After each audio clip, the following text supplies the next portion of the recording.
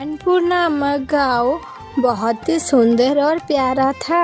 वहाँ के राजा अर्घ बहुत ही न्यायप्रिय और ईमानदार थे। वो अपनी प्रजा का बहुत ही ध्यान रखते थे। उस राज्य में कभी भी कोई बेईमानी या फिर चोरी चकारी की घटना नहीं होती थी। उस राज्य के लोग बहुत ही शांति प्रिय लोग थे। यदि लोगों में कुछ भी विवाद हो भी जाता, राजा स्वयं ही उनका न्याय करते थे। गाँव का ज्यादातर लोगों का मुख्य काम खेती बाड़ी और पशुपालन था। गाँव में दूध मक्खन की बहुत सारी दुकानें थी। इस गाँव से आसपास के गाँव में भी सामान जाता था। मन्नू भी इसी गांव में रहता था और दूध की डेयरी चलाता था। उसके दुकान पे दूध के अलावा देसी घी, मक्खन इत्यादि मिलता था। मन्नू की दुकान पूरे गांव भर में सबसे ज्यादा मशहूर थी, क्योंकि उसका सामान बहुत ही शुद्ध होता था और वो कभी भी किसी भी तरह की कोई भी बेईमानी नहीं करता था। गाँव के सभी लोग मन्नू के दुकान से सामान लेना पसंद करते थे। अरे मन्नू भैया, जरा हमें 3 किलो दूध और 1 किलो देसी घी दे दो। अरे हाँ भैया, रुको रुको, मैं बस 2 मिनट में ही देता हूँ। हाँ मन्नू भैया, मुझे भी 1.5 किलो दूध और आधा किलो देसी घी जल्दी से दे देना। इसी तरह मन्नू की दुकान पर ग्राहकों की भीड़ लगी रहती। ये दुकान के सामानों में कभी भी किसी को कोई भी शिकायत का मौका नहीं मिला। उसी गांव में राजू नामक एक आदमी ने भी एक बेकरी खोली। राजू को लगा कि शहर के लोगों की तरह गांव के लोगों भी ब्रेड और केक वगैरह खाना पसंद करेंगे, इसीलिए उसने बेकरी का काम शुरू किया। गांव के लोगों में बेकरी के बारे में बातें होने लगी। वो दोस्त आपस में बात करने लगे। अरे भाई, तुमने देखा, अब हमारे गांव में भी एक बेकरी खुल गई है। उसमें बिल्कुल शहर के जैसा ब्रेड, केक, पेस्ट्री इत्यादि सब कुछ ही मिलता है भैया। अरे हाँ भाई, 2 दिन पहले मैंने भी वो बेकरी देखी। सोच रहा हूँ कि आज जाकर एक ब्रेड लेकर आऊँगा। इसी तरह राजू की बेकरी गांव भर में प्रचलित हो गई और गांव के लोग उससे सामान खरीदने लगे। राजू भी अपने काम में बहुत ही ईमानदार था। वो कभी भी अपनी बेकरी में पुरानी चीजें नहीं रखता था। एक दिन मन्नू बेकरी के सामने से गुजर रहा था। उसने सोचा कि अरे क्यों ना यहाँ से कुछ ब्रेड का पैकेट ले चलूं।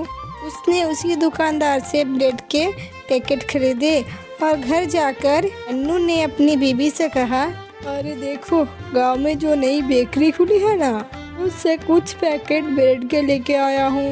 मैं सोच रहा हूँ कि हमारे दुकान पे तो लोग दूध, मक्खन वगैरह लेने के लिए आते ही हैं। अगर किसी को ब्रेड चाहिए होगा तो वो भी हमारे दुकान से ही खरीद लेगा। यदि लोग मुझसे ब्रेड के पैकेट लेने लगे तो मैं और भी ज़्यादा पैकेट लाकर दुकान में रख दूंगा। मन्नू के दुकान में रखे 20 पैकेट एक ही दिन में बिक गए। उसने सोचा कि कल मैं ब्रेड के कुछ और पैकेट लेकर आऊँगा। मन्नू राजू के बेकरी पे जाता और उससे कहता है, अरे भैया, 20 पैकेट ब्रेड के दे दो। ये ब्रेड कितने ग्राम की है? अरे भैया, ये बड़ा पैकेट 1 किलो का है। लेकिन भला तुम रोजाना इतने ब्रेड का करते क्या हो? अरे भैया, आप काम क्या करते हो? राजू के ऐसा पूछने पर मन्नू उसे बताता है, अरे जी भैया, गांव में मेरी बहुत ही पुरानी दूध और मक्खन की दुकान है। मेरी अपनी ही डेयरी है, जहाँ पर मैं खुद ही दूध, मक्खन, घी सब कुछ वगैरह बनाकर बेचता हूँ। अरे अच्छा भाई, ये तो बहुत ही अच्छी बात है। मैंने तो ये बेकरी अभी अभी ही खोली है। हमारे यहाँ रोजाना काफी मक्खन की खपत होती है, तो क्यों ना मैं तुमसे ही मक्खन मंगवा लिया करूँगा। अरे भैया जी, जरूर, मैं ब्रेड लेने तो आता ही हूँ। अब जब भी बोलोगे मैं मक्खन ले आऊँगा। अच्छा भैया, तुम ऐसा करना, रोज 1.5 किलो ताज़ा मक्खन मेरे लिए ले आया करना। अरे हाँ भैया, ठीक है, मैं कल से रोजाना आपके लिए 1.5 किलो मक्खन ले आया करूँगा। ऐसा कहकर मन्नू वहाँ से अपनी दुकान की ओर चल देता है। अगले ही दिन ये सिलसिला शुरू हो जाता है। मन्नू रोज 1.5 किलो मक्खन लेकर राजू की डेयरी पर जाता। वहाँ से ब्रेड के पैकेट लेकर अपनी दुकान पर आ जाता। कुछ दिनों तक यही सिलसिला चलता रहा। एक दिन राजू बैठे बैठे सोचता है, अरे मैंने तो कभी भी इसके लाए द्वारा मक्खन तोल कर नहीं देखा। अरे पता नहीं ये पूरा 1.5 किलो होता भी है या नहीं। बस मन में ऐसा विचार आने के बाद राजू उसके द्वारा लाए हुए मक्खन को अपनी मशीन पर रख कर तोलता है। अरे ये क्या, मक्खन तो केवल 900 ग्राम है। राजू ये देखकर हैरान हो जाता है और अपने नौकर से कहता है, अरे देखो देखो, ये मन्नू हमारे साथ कितनी बेईमानी कर रहा है। अरे तुम तो कहते थे ये बहुत ही शरीफ आदमी है। हम कितने दिनों से इससे मक्खन ले रहे हैं, ये रोजाना हमें 100 ग्राम कम दे रहा है। इसी हिसाब से तो ये हमारे बहुत ही सारे पैसे ठग लिए। कि मन्नू के बारे में शिकायत करने के लिए राजा के महल पर जाता है और उनके सामने कहता है। राजा राजू की बात सुनकर बहुत ही हैरान हो जाता है। मन्नू के बारे में तो कभी कोई भी शिकायत सुनने नहीं मिली। राजू की ये बात सुनकर राजा अगले ही दिन मन्नू को अपने सामने प्रस्तुत होने के लिए बुलाता है। अगले दिन राजू और मन्नू दोनों ही राजा के सामने प्रस्तुत होते हैं। राजू भी आज अपने हुए आया हुआ 1 किलो मक्खन ले आता है और तोलने की मशीन भी। राजा मन्नू से कहता है, अरे मन्नू, तुम्हारी शिकायत आई है। तुम रोजाना राजू की दुकान पर जो मक्खन दे रहे थे वो तोल में कम पाया गया है। राजू ने इस बात की शिकायत की है कि तुम उसे रोजाना 100 ग्राम का मक्खन कम दे रहे हो। राजू राजा और सभी के सभा के सभी लोगों के सामने मन्नू के लाया हुआ मक्खन तोलता है तो वो 900 ग्राम ही निकलता है। ये देखकर सभी लोग अचंभित हो जाते हैं। अरे बोलो मन्नू, अब तुम्हें क्या कहना है? क्या तुमने सचमुच राजू से बेईमानी की है? अरे राजा की जय हो।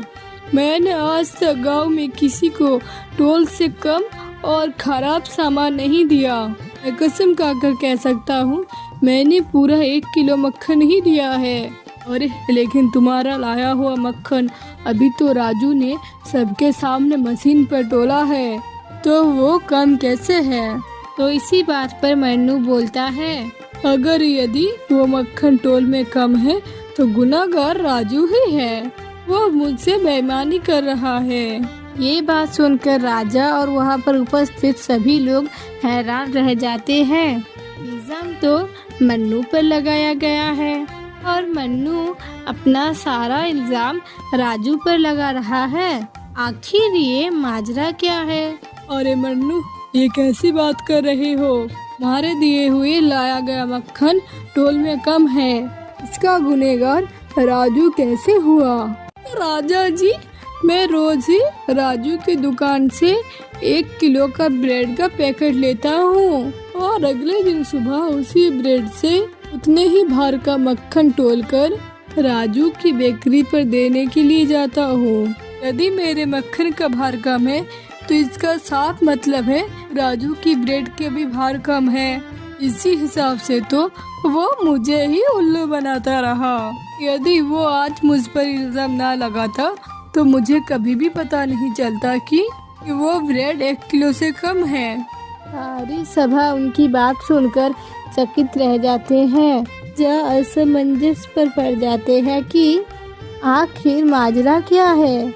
दोनों ही है कि मानने को तैयारी नहीं है कि उनकी गलती है। अब इस बात का फैसला कैसे होगा?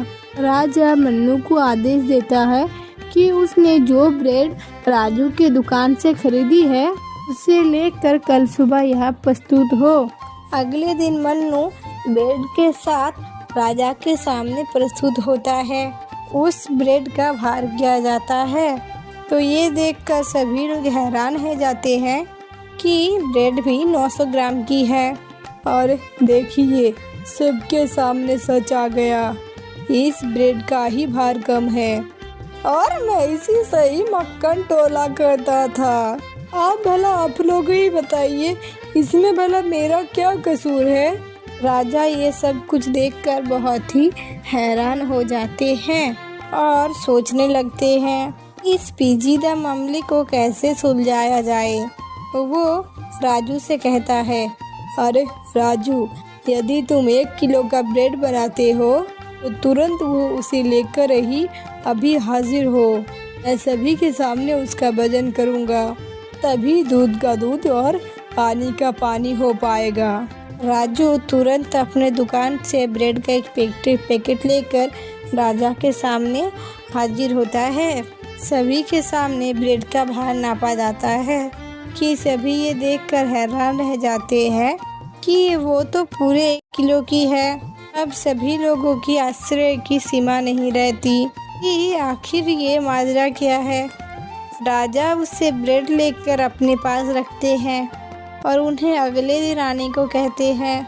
राजा बहुत ही सोच विचार करते हैं, लेकिन उन्हें किसी भी तरह से समझ नहीं आता कि आखिर ये माजरा क्या है।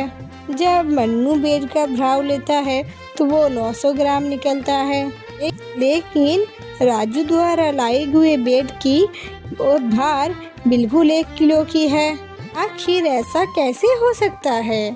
राजा इस बारे में काफी सोचते हैं और फिर अपनी मंत्री से सलाह करते हैं। काफी विचार विमर्श के बाद राजा के दिमाग में एक बात आती है कि ब्रेड को जब बेक करके बनाया जाता है तो उसका भार हमेशा ज़्यादा होता है और कुछ घंटे रखने के बाद होता है अगर वो अपना आकार और भार बदल लेती हो, इसमें थोड़ा बहुत बदलाव आता होगा।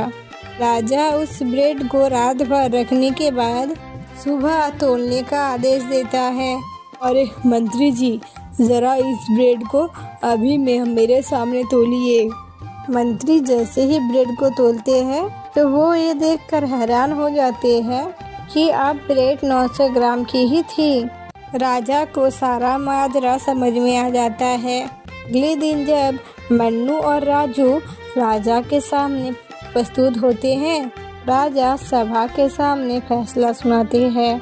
अरे अगर मन्नू के दिए हुए मक्खन का भार अगर 100 ग्राम कम है तो उसमें मन्नू का कोई कसूर नहीं है। जैसा कि उसने बताया कि उसने 1 किलो के ब्रेड का उसने 1 किलो ब्रेड से ही तोलकर राजू को दिया करता था।